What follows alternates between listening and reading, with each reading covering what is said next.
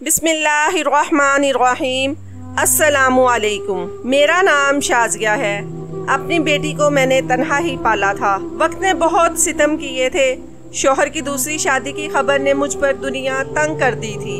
एक मशरकी लड़की के लिए उसका शोहर ही उसका सब कुछ होता है, मगर मेरे लिए ऐसा कुछ ना था। एक दिन दोस्त के जरिए मुझे मालूम हुआ कि मेरे शोहर ने एक इंतहाई खूबसूरत लड़की से शादी कर ली है। वो लोग खुशो खरम जिंदगी गुजार रहे थे। वो वक्त मेरे लिए किसी आजमाइश से कम नहीं था, मगर अपनी बेटी के मुस्तकबिल के लिए मैंने ये कदम उठाया था। मैं लोगों के घरों में काम करती, जैसे तैसे वक्त गुजरता गया और मैं अपनी बेटी के सहारे जिंदगी गुजार रही थी। एक दिन मेरी बेटी ने मुझसे पूछा, अम्मी मेरे अब्बू कौन हैं? क्या नाम है उनका? ये वही सवाल था जिसके डर से मैं बच रही थी, मगर उसने पूछा तो मैं जब्त करते हुए कहा, बेटी तुम्हारे अब्बू एक हादसे में गुजर गए। तुम बहुत छोटी थी इसलिए तुम्हें याद नहीं होगा। मगर न जाने उसके जहन में ये सवाल क्यों पैदा हो रहे थे। उसने कहा, अच्छा अब्बू तो चले गए, मगर उनके रिश्तेदार, मेरे दादा दादी, नाना नानी, वो सब कहाँ हैं? मैंने कहा, बेटा जब बुरा वक्त आता है तो सब ही मुंह फेर लेते हैं। ऐसे ही मेरे मायके वाले और सब लोग हमसे दूर हो गए। वो कतराने लगे, मगर मैंने भी कभी किसी से कोई मदद नहीं ली थी। मैं अपनी बेटी के दिल से हर किस्म का वहम, सवाल, अगर मगर निकाल देना चाहती थी, मगर इन दो सवालों के अलावा मेरी बेटी ने मुझसे कोई सवाल नहीं किया। सारी जिंदगी से मुझे अकेले मेहनत करके अपनी बेटी को पालना, शायद इस बात का उसको एहसास था। मेरी बेटी को स्कूल के बाद कॉलेज से पढ़ाई करते ही मेरी बेटी स्कूल में पढ़ाने लग गई थी। आजकल के माहौल की वजह से मैंने सोचा, क्यों ना मैं अपनी बेटी की किसी अच्छे से लड़के से शादी कर दूं। इस सिलसिले में बहुत रिश्ते वालों को कहा भी था। एक रिश्ता आया तो मैंने अपनी बेटी से कहा कि तैयार हो जाओ, मगर उसका जवाब सुनकर मुझे खुशी भी हुई, मगर उसके जज्बातों की कदर थी। लेकिन इस वक्त मैं मतलबी नहीं बन सकती थी। मेरी बेटी चाहती थी कि मैं उसकी शादी ना करूं। वो अपनी माँ को छोड़कर नहीं जाना चाहती थी। उसका उसकी माँ के अलावा कोई नहीं था, मगर ये मुमकिन नहीं था। बड़े से बड़े बादशाहों की बेटियों की शादियां हो गई थी, तो फिर मुझ जैसी न चीज की बेटी कैसे रह सकती थी? इसकी फिक्र भी ठीक है, मगर मैं खुद गर्ज नहीं बन सकती थी।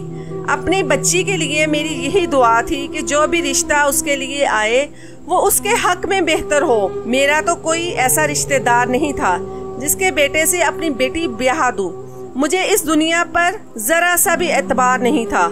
पता नहीं कौन इंसान किस वक्त अपना रंग बदल जाए। फिलहाल मैंने ज्यादा जोर नहीं दिया और बेटी को कुछ वक्त दे दिया। 1-2 महीने बाद जब अच्छा रिश्ता आया तो मैंने अपनी बेटी से उसका जिक्र किया, मगर इस बार भी वो बजिद थी कि उसको शादी नहीं करनी। मैंने बहुत समझाया, मगर उसको पता नहीं क्या हो गया था। एक ही रट कि शादी नहीं करनी, शादी नहीं करनी। मैं अब परेशानी में मुब्तला थी कि कैसे मनाऊं अपनी बेटी को। जब मैंने उससे इस बात का जिक्र अपनी मालकन से किया तो उन्होंने कहा, बेटी से तुम ये ना कहो कि शादी कर लो, बस कहो कि बात पक्की हो जाने दो। मैंने कहा, जी बाजी ये बात कहूँगी, हो सकता है वो मान जाए। मैं घर आई तो मेरी बेटी भी स्कूल से आई थी। मैंने खाना खाने के बाद उससे कहा, बेटी इस रिश्ते के बारे में क्या सोचा तुमने? तो मेरी बेटी ने कहा, अम्मी बस कर दें, आप क्यों इस रिश्ते के लिए मुझे मजबूर कर रही हैं? मैंने कहा, अरे बेटी तुम बस बात पक्की के लिए मान जाओ और शादी बाद में होगी, जब तुम कहोगी तब हो जाएगी। मेरी बात सुनकर मेरी बेटी खामोश होगी। मुझे भी ढास होगी कि शायद अब कोई बात बन जाए और ये रिश्ता पक्का हो जाए, मेरी आधी जिम्मेदारी खत्म हो जाएगी। अपनी बेटी की खामोशी को मैंने हाँ समझा और अगले दिन लड़के वालों को घर बुलाया। वो लोग भी सादा से थे। लड़के का नाम ताहिर था। काफी सुलझी हुई तबीयत का लग रहा था। मुझे तो लोग भी बहुत अच्छे लगे और रिश्ता भी मुनासिब लगा। मेरी बेटी किसी गहरी सोच में मुब्तला थी। मैंने उसको गौर से देखा। वो मुझे कुछ उलझी हुई मालूम हुई। मैंने उस वक्त तो कुछ नहीं कहा, मगर उन लोगों के जाने के बाद मैंने अपनी बेटी से कहा, क्यों इतनी खामोश हो? एक ना एक दिन तो ये होना था और शादी करना तो हर लड़की का ख्वाब होता है। तुम हो कि इससे भाग रही हो। मैं बस तुम्हें खुश देखना चाहती हूँ।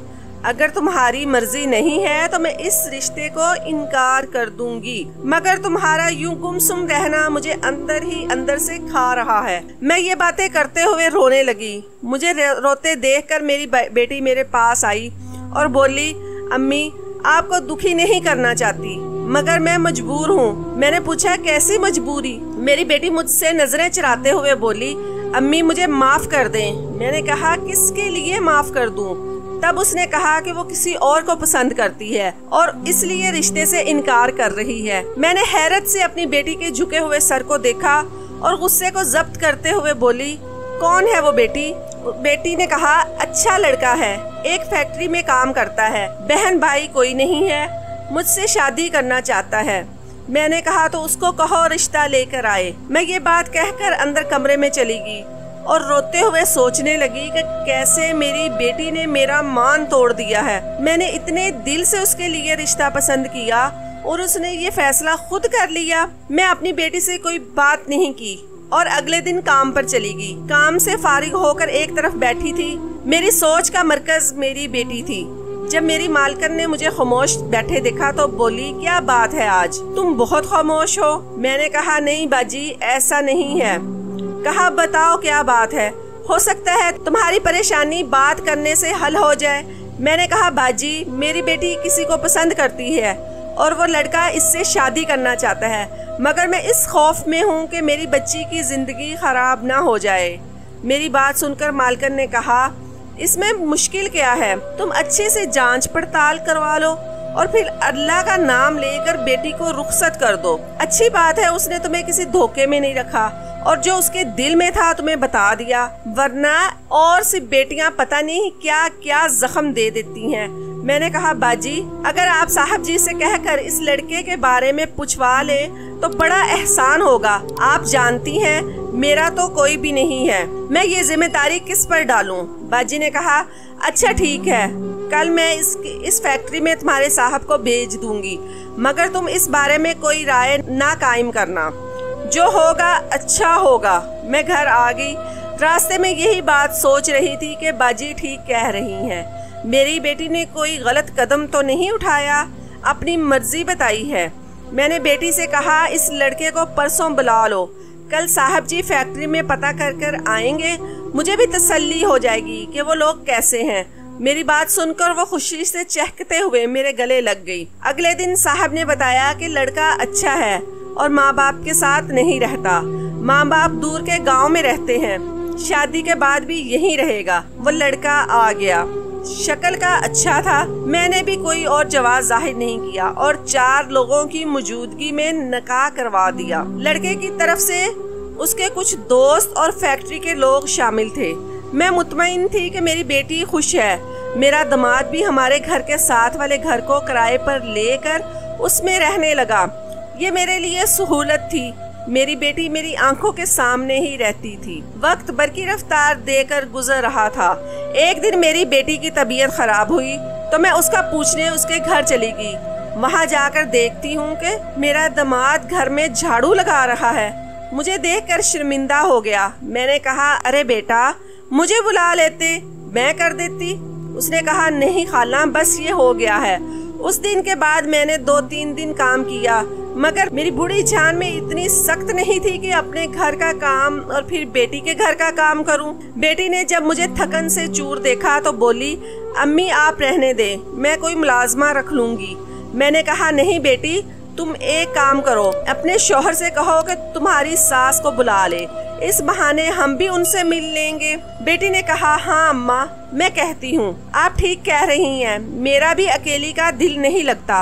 रात को जब मेरा दामाद आया तो मैं वहीं थी। बेटी ने बात करना शुरू की कि आप एक काम करें, अपनी अम्मी को बुला लें। ये बात सुनकर अचानक मेरे दामाद ने मुझे देखा और फिर मेरी बेटी को देखते हुए बोला, मगर अम्मा यहाँ आकर क्या करेंगी? मैंने कहा, अरे बेटा, वो बहू से मिल लेंगी और मेरा भी कभी आमना सामना नहीं हुआ।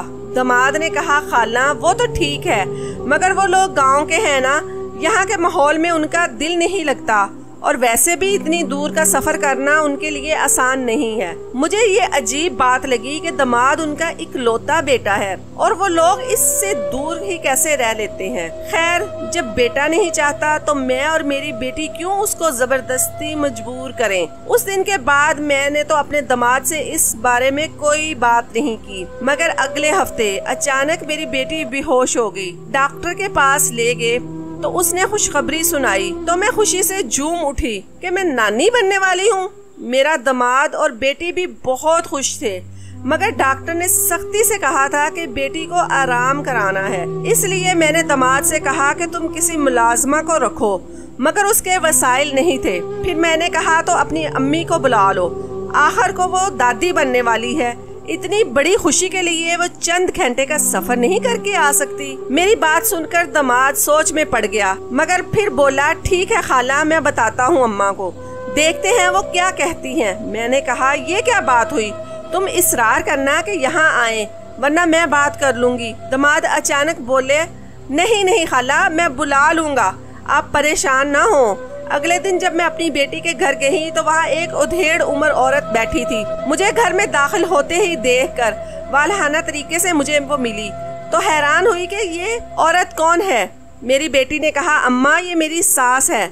मैंने कहा, अच्छा। वो औरत देखने में कहीं से भी गांव की नहीं लग रही थी, मगर मुझे उससे क्या, मेरी बेटी उस हालत में किसी अपने मददगार के साथ थी, यही काफी है।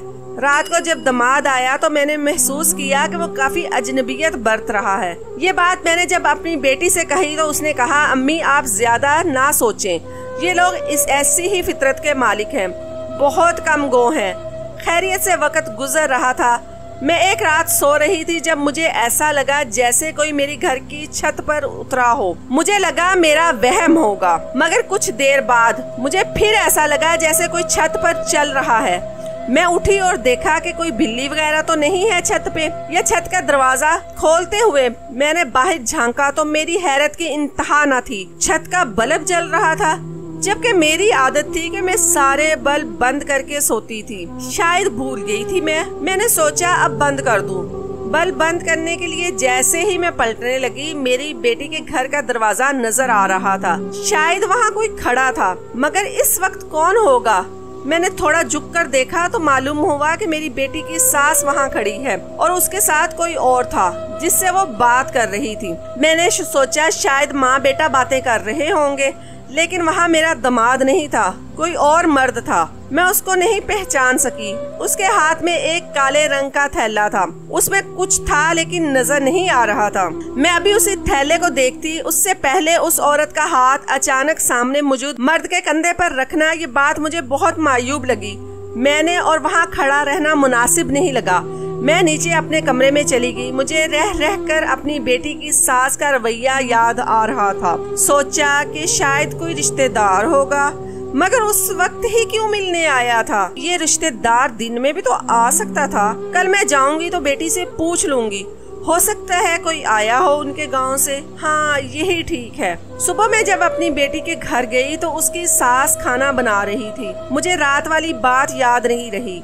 सलाम दुआ के बाद मैं अपनी बेटी से बातें कर रही थी जब मेरी नजर मेज पर पड़े काले रंग के थैले पर गई। मुझे अचानक से याद आ गया और मैंने अपनी बेटी से कहा कि रात को तुम्हारे घर कोई आया था। मेरी बेटी ने कहा, नहीं, कोई नहीं आया था। क्यों? मैंने कहा, बेटा मैंने खुद रात को किसी मर्द को देखा था। अगर तुम्हें मेरी बात का यकीन नहीं है तो तुम अपनी सास से पूछ लो। मैंने उसकी सास को आते देखा तो कहा, बाजी आप बताएं, कल रात आप किसी से बात कर रही थी ना, घर के दरवाजे पर खड़ी होकर। मेरी बात सुनकर अचानक मेरी बेटी की सास का रंग फक पड़ गया और वो मुझे देखते हुए बोली, अरे नहीं बाजी, मैं किससे बातें करूंगी, मैं तो यहाँ किसी को जानती तक नहीं हूँ, आपको जरूर कोई गलतफहमी हुई है। मैंने फौरन कहा, नहीं बाजी, मैं क्यों कोई गलतफहमी पालूंगी, मैंने आपको देखा था और ये काला शापर भी आपके हाथ में था, उसको देखकर ही मैंने ये सवाल किया है। मेरी बात सुनकर अचानक मेरी बेटी की सास का लहजा बदल गया और वो तेवर चढ़ाकर बोली, बहन जी तुम ज्यादा ना बोलो, अब मैं सुन रही हूँ, न जाने किस लिहाज, और तुम बस अब और कुछ नहीं बोलना। वरना मैं भी अभी वो कुछ और कहती। इससे पहले मेरा दामाद हम दोनों के दरमियान में बोल पड़ा। खाला क्या हुआ है, किस बात पर बहस हो रही है? मैंने कहा बेटा वो, लेकिन मेरी बेटी की सास रोते हुए बोली, क्या बताऊं मेरे बच्चे, तेरी सास कह रही है कि मैं आधी रात को किसी मर्द से बाहर गली में खड़ी हुई बातें कर रही थी। मैंने ये बात सुनी तो बोली, नहीं बेटा बात ये नहीं है, मैं तो बस बेटा तेरी सास मुझे गलत औरत समझ रही है। अपनी बेटी की सास की बातें सुनकर मैं चुप हो गई। मेरा दामाद मुझसे मुखातिब हुआ और बोला, खाला आपको ऐसी कोई बात नहीं करनी चाहिए थी। मैंने कहा बेटा मेरा ऐसा मतलब नहीं था, बस पूछ रही थी। मेरी बेटी ने जब बात बिगड़ती हुई देखी तो बोली, अच्छा अम्मी कोई बात नहीं, बस आप मजीद इन बातों को ना छेड़े। मगर मेरी बेटी की बात सुनकर उसकी सास बोली, हाँ हाँ अब तो बात खत्म होगी, क्योंकि बात बहू की माँ और सास के दरमियान जो आ गई है। कभी बेटी माँ को देखती और कभी सास को, और उसकी सास जो एक के बाद एक रंग दिखा रही थी। मेरे दामाद ने कहा, बस अब कोई और बात नहीं सुनूं मैं, आप लोग क्यों इतना ववेला डाल रहे हैं? मैं तो अपने घर आ गई और यही बात सोचने लगी कि मुझे कोई वहम नहीं हुआ था, और अगर मुझे कोई वहम हुआ भी था तो वो शापर वहाँ कैसे मौजूद था। सोचा जाकर दामाद से कहूँ कि पूछो ये काला थैला कहाँ से आया, मगर ये बात सोचकर खामोश हो गई कि मेरी बेटी की सास उस पर कोई झूठी कहानी बना देगी और बेटी दामाद की नज़र में कसूरवार बन जाएगी। इसलिए मैं अपने ही घर में ठीक हूँ। मुझे अपनी गलती का शिद्दत से एहसास हो रहा था कि ये औरत वहाँ गांव में ही रहती तो अच्छा था ना, यहाँ आकर मेरी बेटी की जिंदगी में अजाब डाल रही है। मैं 2 दिन तक अपनी बेटी के घर नहीं गई, जब अचानक मेरा दामाद भागता हुआ आया और बोला कि मेरी बेटी सीढ़ियों से गिर गई है। मेरा तो दिल दहल गया। अपनी बच्ची की तकलीफ सुनकर मैं फौरन भाग कर आई और दामाद के हमरा बेटी को अस्पताल ले आई। डॉक्टर ने कहा कि खून चाहिए होगा। मेरा दामाद इंतजाम करने चला गया तो मैंने एक कोने में खड़ी अपनी बेटी की सास को देखा, जिसके चेहरे पर कोई भी परेशानी नहीं थी, बल्कि वो तो बार बार घड़ी को देख रही थी। मैंने काटदार लहजे में कहा, बाजी आपकी बहू जिंदगी और मौत से लड़ रही है और आप यहाँ न जाने घड़ी में क्या ढूंढ रही हैं। मेरी बात सुनकर यकदम वो बोली, बहन जी आप कर रही हैं ना फिक्र, यही बहुत है। मेरी कौन सी सगी बहू है जिसकी फिक्र में मैंने हैरत से पूछा, क्या मतलब सगी बहू? मेरे टोकने पर मेरी सास ने कहा, मेरा मतलब आप भी दुआ कर रही हैं, मैं भी, आगे जो होगा अल्लाह मालिक। परेशानी में पता नहीं क्या क्या बोल रही हूँ। अच्छा ये छोड़ें, मैं बाहर जरा अपनी बहू का सदका दे के आती हूँ। ये बात कहकर चली गई। मैं तो बस उस औरत को सुन रही थी कि कुछ समझ नहीं आया। उसका मंतिक निराली थी, मगर उस वक्त मुझे मेरी बेटी की फिक्र थी। मेरे दामाद ने आकर बताया कि अब मेरी बेटी की हालत ठीक है और अल्लाह ने हमें रहमत से नवाजा है। मैंने अल्लाह का शुक्र अदा किया और दामाद को बात करके शुक्राने के नफल अदा करने के लिए अस्पताल से मुंसलिक मस्जिद में चली आई। मैंने दुआ मांगकर जाए नमाज तय की तो मुझे किसी की आवाजों ने अपनी तरफ मुतवज्जो किया। मैं इर्द गिर्द देखा तो मुझे कोई नजर नहीं आया। मैं बाहर चली आई और तभी मेरी नजर किसी की पुश्त पर गई। कोई मर्द मेरी जानिब पीठ किए खड़ा था। उस शख्स को मैं देख नहीं सकती, मगर मैंने अपनी समदन को देखकर मुझे अंदाजा हो गया कि ये वही मर्द है जो पिछली रात उस औरत से बात कर रहा था। मैंने सोचा कि अब अपने दामाद को बुलाकर दिखाऊं और कहूं, देखो ये औरत कल झूठ बोल रही थी ना। मगर मैंने सोचा पहले खुद इस शख्स का चेहरा देख लूं, फिर सबको बताऊंगी। मैंने थोड़ा और करीब जाकर सुना तो वो लोग किसी गांव की बात कर रहे थे। आदमी की आवाज सुनाई दी, तुम कब तक यहाँ 1000-2000 के लिए वक्त का जाया करोगी? मैं तो कहता हूँ अभी मेरे साथ चलो और अपनी दुनिया बसाते हैं। ये सुनकर उस औरत ने कहा, नहीं मैं ऐसे नहीं जा सकती, अब तो ये ड्रामा खत्म होने वाला है, बकाया पैसे लेकर ही जाऊंगी और तुम सब इंतजाम करके रखो, हम बस अगले महीने तक यहाँ से फरार हो जाएंगे। मेरी समझ में कुछ नहीं आ रहा था। मैंने फौरन उन दोनों के सामने खड़ी हो गई। वो मर्द तो मुझे देखकर भाग निकला, मगर मेरी बेटी की सास मुझे देखकर उंगलियां मसलते हुए शायद कोई झूठ सोच रही थी। मैंने उसकी उलझन को देखी और कहा, बाजी कुछ भी बोलने से पहले ये बात सुन लो, मैंने सारी बातें सुन ली हैं। तुम यहाँ से इस शख्स के साथ भागने वाली हो, और ये बात मैं अपने दामाद जी को बताती हूँ कि तुमने उनके सामने मुझे झूठा किया था ना।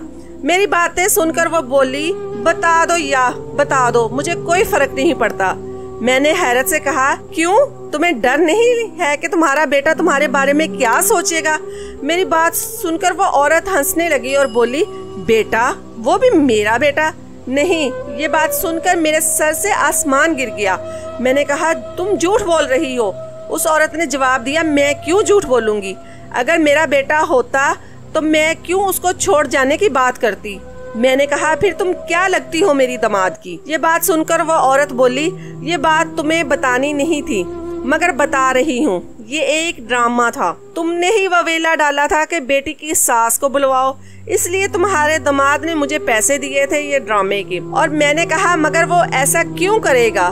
मेरी बात सुनकर उस औरत ने कहा, ये बात तुम अपने दामाद से ही पूछना, मैं तो तुम्हें बस इतना ही बता सकती हूँ। मैं वापस अस्पताल आई तो अपनी बेटी को उसके शौहर के साथ हंसता बोलता देखकर मुझे खामोश रहना बेहतर लगा। घर जाकर वो औरत मुझसे नॉर्मल बात कर रही थी और मैं बार बार अपने दामाद को देख रही थी, जो कि मोहल्ले में मिठाइयाँ तकसीम कर रहा था। उसके चेहरे से खुशी छलक रही थी।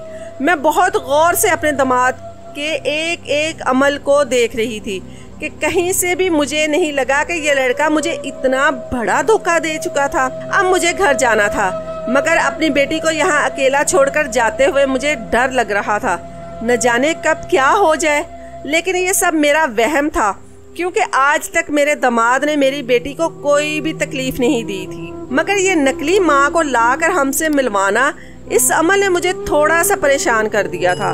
मैं मजबूरन अपने घर आ गई। अभी मुझे आए हुए कुछ वक्त गुजरा था कि मेरा दामाद घर में दाखिल हुआ और उसके हाथ में मिठाई थी। मुझे मिठाई देते हुए बोला, खाला, आपको बहुत मुबारक हो, आप नानी बन गई हैं। मैंने कहा, तुम्हें भी मुबारक हो, मगर मैं ये मिठाई नहीं खाऊंगी। मेरी बात सुनकर मेरे दामाद ने कहा, क्यों खाला, ये तो खुशी की मिठाई है ना। मैंने कहा, खुशी तो बहुत है, मगर तुम ये मिठाई अपनी माँ, मेरा मतलब है माँ का ड्रामा करने वाली औरत को खिला दो। मेरी बात सुनते ही मेरे दामाद के चेहरे की मुस्कुराहट गायब हो गई। मैंने बहुत गौर से अपने दामाद के चेहरे उड़ते हुए रंगों को देखा और बोला, खाला, वो मैंने कहा, बेटा, मुझसे झूठ नहीं बोलना, मैं सच जानती हूँ। अगर तुम चाहते हो कि मैं तुम्हारी बीवी और अपनी बेटी को ये सब ना बताऊं, तो अभी मुझे सब सच बता दो। ये बात सुनकर मेरा दामाद बोला, खाला, मैं आपको सच बता दूंगा, मगर आप ये सब अपनी बेटी को नहीं बताएंगी। कल आप मेरे साथ चलिएगा, मैं आपको सब सच दिखा दूंगा, मगर जब तक सारे राज आपके सामने खुलकर नहीं आ जाते, तब तक अपनी बेटी को कुछ नहीं आपने बताना। मैंने कहा, ठीक है, तुम्हें ये आखिरी मौका दे रही हूँ। मेरा दामाद चला गया। मैं इसी सोच में गुम थी कि पता नहीं मैं ठीक कर रही हूँ या गलत। खैर, अगले दिन मैं अपने दामाद के साथ एक कॉलोनी में बने हुए मकान में चली गई। मुझे लाउंज में बिठाकर मेरा दामाद पता नहीं किसी को बुलाने चला गया। मैं इंतजार कर रही थी कि अचानक कमरे में आने वाले इंसान को देखकर पल भर को मुझे मेरी आंखों पर यकीन नहीं आया। मेरी जबान तो तालू के साथ चिपक कर रह गई। मेरे शौहर इस वक्त मेरे सामने खड़े थे। मैं अपनी आंखों में हैरत लिए सुन खड़ी थी जब अचानक एक औरत मेरे सामने आई और मुझे अपना सर भारी होता हुआ दिखाई दिया। वो मेरी दोस्त रीमा थी। उसने ही मुझे बताया था कि मेरे शौहर ने दूसरी शादी कर ली है, मगर इस वक्त इन दोनों को साथ देकर मुझे कुछ समझ नहीं आ रहा था, लेकिन मैं इनसे सच जानना चाहती थी। मेरे दामाद ने कहा, खाला, ये है मेरी अम्मा और मेरे अब्बा। मेरा जहन बस वहीं अटक गया। अब्बा, ये क्या था? मतलब अभी कुछ कहती कि रीमा मेरी जानब बढ़ी और हाथ जोड़कर बोली, मुझे माफ कर दो शाजिया, मैंने तुमसे झूठ बोला था, मैंने तुम्हारे हक पर डाका डाला था। मैं ही हूँ वो जिसने तुम्हारे शौहर पर डोरे डाले थे, मुझे माफ कर दो। मैं खामोश खड़ी आंसू बहा रही थी। मेरा जब्त जवाब दे गया और मैं अपने शौहर को देखते ही बोली, तुमसे क्या शिकवा, ये तो मेरे नसीब में लिखा था। हम सफर ही वफा न कर सका तो मैं आपसे अफसोस क्या करती कि मेरी दोस्त भरी जवानी में बेवा हो गई। आपने उसके साथ ताल्लुक बनाया, मगर मुझसे बेवफाई, ये सितम मेरे लिए काबिल बर्दाश्त नहीं था। मेरी बात सुनकर मेरा दामाद बोला, खाला आपका शिकवा जायज़ है, मगर अब्बा ने गलत नहीं किया। आप भी तो छोड़कर चली गई थी, कितना ढूंढा है सबने आपको। फिर एक दिन मैंने स्कूल में आपकी बेटी को देखा और उसका नाम सुनकर घर तक पीछा किया। जब अम्मा ने आपको देखा तो ये सब तय पाया। जो हुआ बस मेरी बेटी को इस दुनिया में आने का था। मैं आपको हकीकत बताने वाला था। मैंने दामाद की बात सुनी तो कहा, जब तुम्हारा बाप ये है तो मेरी बेटी से निकाह तो शरीयत में नाजायज है। और नहीं खाला, मैं अपनी माँ का इकलौता बेटा हूँ, अब्बा और अम्मा की कोई औलाद नहीं है। मैंने ये बातें सुनकर चुप हो गई और कुछ लम्हे बाद बोली, अब आप सब मेरी और मेरी बेटी की जिंदगी में किस लिए आए हैं? अचानक रीमा मेरे पाँव पकड़ते हुए कहा, मुझे माफ कर दो, मैंने तुम्हारे शोहर को वर्गलाया था और उसको माफ कर दो। मैंने एक नज़र उन सबको देखा और कहा, यह नामुमकिन है, मैं अब आगे बढ़ चुकी हूँ। बदकिस्मती से तुम्हारे बेटे ने भी तुम्हारी तरह मेरी पीठ में छिरा घोंप दिया है। आखिरकार खून का असर तो होता ही है। मेरे दामाद ने मेरे सामने हाथ जोड़े और कहा, खाला मुझे और अम्मी को माफ़ कर दे, मगर हम सब ठीक करना चाहते थे, इसलिए जो ठीक लगा वो किया। आप जानती हैं कि आपके जज्बात को हमने गलत इस्तेमाल नहीं किया, मगर यकीन करें हम बस हालात ही बेहतर करना चाहते थे, मगर आपको दुख देना हमारा मकसद नहीं था। मैंने कहा, मैंने आप सबको माफ़ किया, बस तुम मेरी बेटी को खुश रखना, मैं समझूंगी कि तुमने खामियाजा अदा कर दिया। ये बात सुनकर मेरा शौहर मेरी जानिब बढ़े और बोले, हाँ मेरी गलती है, मैं अपने नफ्स के हाथों कमज़ोर हो गया था, मगर मैं तुमसे फरार नहीं हुआ था। तुमने मुझ पर बहुत बड़ा जख्म दिया, मेरी बच्ची को मुझसे दूर लेकर चली गई थी। मैं तो तुमसे खफा था, मगर तुमने एक बार पलट कर नहीं देखा। मैंने कहा, आपको क्या लगता है हमारी बेटी आपकी दूसरी शादी को समझने के काबिल थी? मगर मैंने जो किया मुझे वही ठीक लगा था। मेरे शौहर ने मेरे सामने हाथ जोड़े और कहा, मैं मानता हूँ मैंने गुनाह किया है, मगर तुम्हें हमारी बेटी का वास्ता मेरी सज़ा ख़त्म कर दो, मेरी बेटी के लिए मुझे माफ़ कर दो। मैंने अपने शौहर का आंसुओं से तर चेहरा देखा और उनके जुड़े हुए हाथ थामते हुए इस बात में सर को हिला दिया। मेरे शौहर ने नम आंखों से मुस्कुरा दिए, कभी कभी राह फरार ठीक नहीं होता, बहुत सी जिंदगियां बिखर जाती हैं, मिल बैठकर मामले सुलझा लेना ही बेहतर होता है।